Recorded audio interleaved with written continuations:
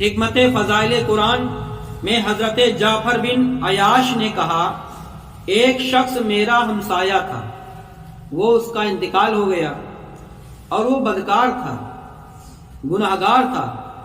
میں نے جھبا پہنے ہوئے اسے خواب میں دیکھا اور دریافت کیا کہ خدا نے تیرے ساتھ کیا کیا؟ کہا، بخش دیا اللہ نے۔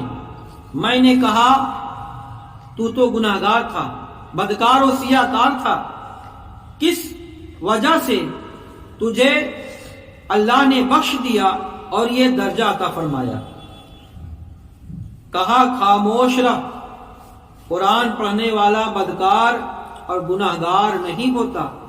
میں نے کہا، تجھے